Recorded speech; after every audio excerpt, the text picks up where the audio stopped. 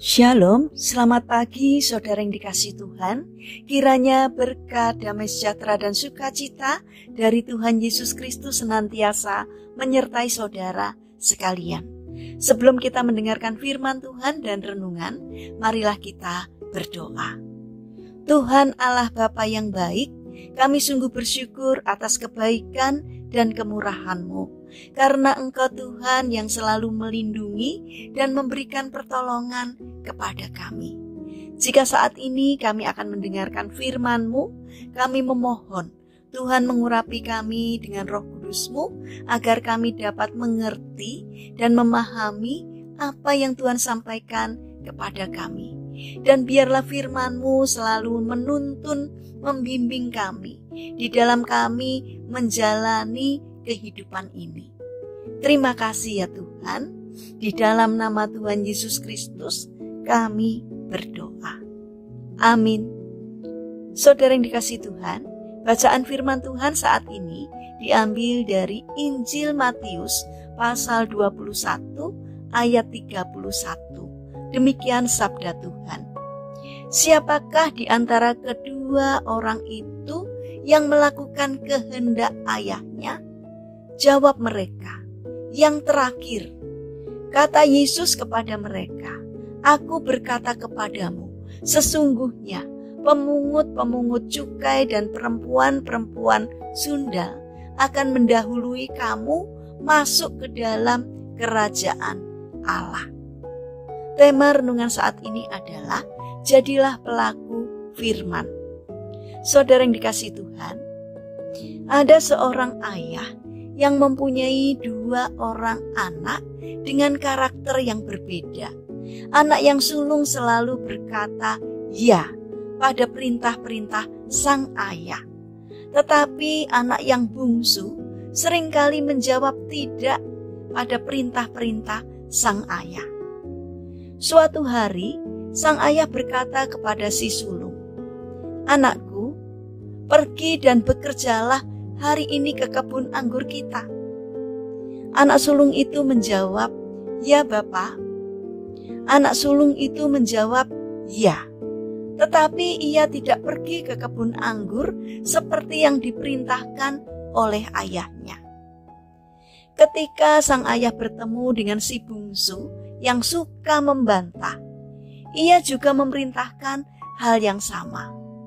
Dari bibir si bungsu, sang ayah mendengar jawaban, aku tidak mau.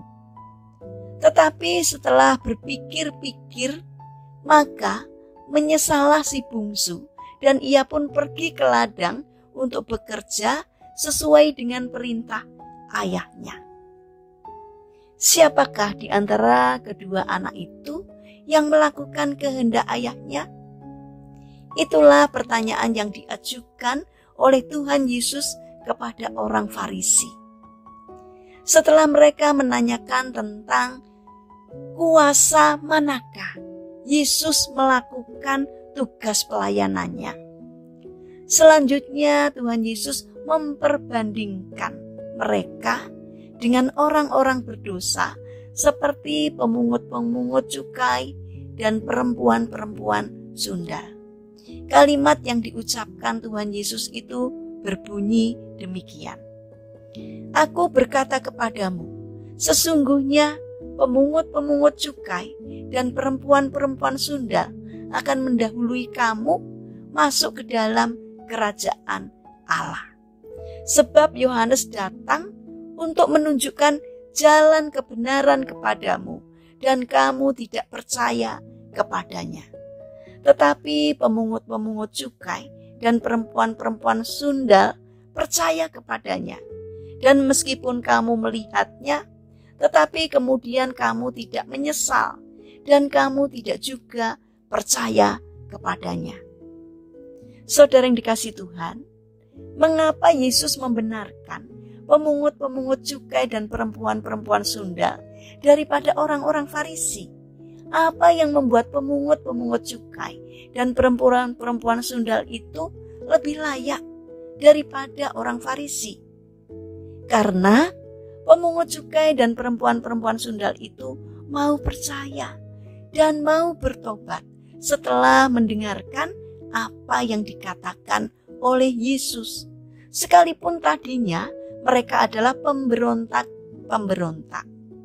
Sebaliknya orang Farisi selalu menanyakan sesuatu kepada Yesus, sepertinya mereka sungguh haus akan firman Tuhan. Tetapi sebenarnya mereka hanya sekedar ingin menguji, menjebak, dan menjatuhkan Tuhan Yesus. Ketika orang Farisi mendengar firman Tuhan, mereka tidak mau bertobat. Saudara yang terkasih, mari kita introspeksi diri kita masing-masing. Bagaimanakah sikap hati kita ketika kita membaca atau mendengarkan firman Tuhan? Apakah kita hanya sekedar berkata, "Oh," atau berkata, "Kalau yang itu aku sudah tahu"?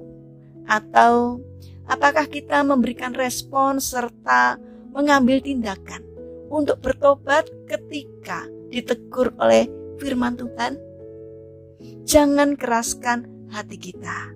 Biarlah kita selalu bersedia untuk menjadi pelaku firman.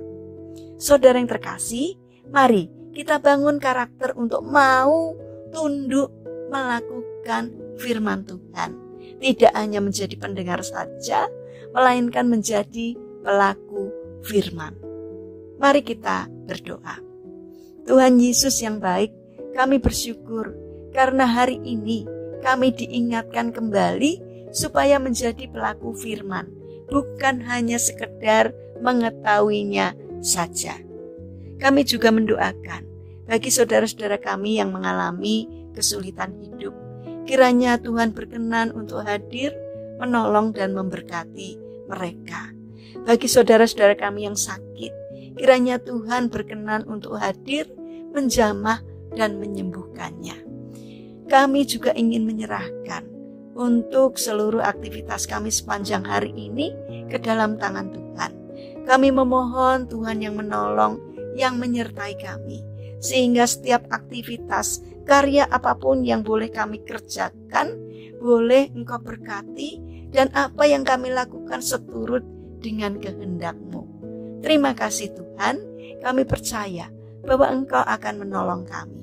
Dalam nama Tuhan Yesus Kristus, kami berdoa. Amin.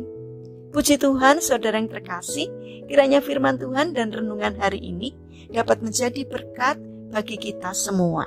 Haleluya.